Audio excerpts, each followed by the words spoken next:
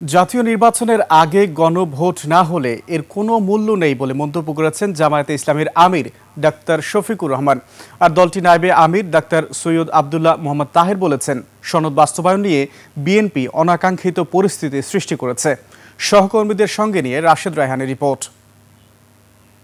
আমরা সরকারকে এবং নির্বাচন কমিশনকে অনুরোধ করব, যুক্তরাষ্ট্র সফর শেষে বাংলাদেশে ফেরার পথে লন্ডনে যাত্রাবিরতির সময় সাংবাদিকদের সাথে মতবিনিময় করেন জামাত ইসলামীর আমির ডাক্তার শফিকুর রহমান।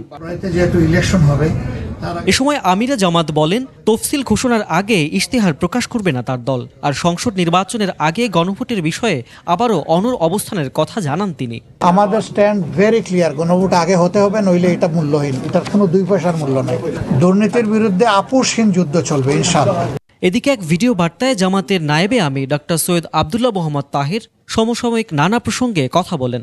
সনদ বাস্তবায়ন নিয়ে বিএনপি নতুন করে যে পরিস্থিতি তৈরি করেছে, এটি একেবারে অনাকাঙ্ক্ষিত এবং জনগণ ফেব্রুয়ারিতে যে একটি জাতীয় নির্বাচন চাচ্ছে, নির্বাচনের ঠিক আগেই হঠাৎ এরকম রাজনৈতিক অনিশ্চয়তা উত্তাপ তৈরি করা ফেব্রুয়ারি নির্বাচন অনুষ্ঠানের প্রক্রিয়াকে বাধাগ্রস্ত করছে বলে আমরা মনে করি।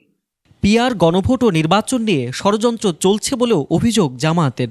পিআর সিস্টেম এখানে চালু করা যায়, কারণ কোনো ব্যক্তি এখানে দাঁড়াবে না, দাঁড়াইতে হবে দলকে, এবং দল সিদ্ধান্ত নেবে কাকে সেখানে তারা এমপি হিসাবে নিয়ে আসবে।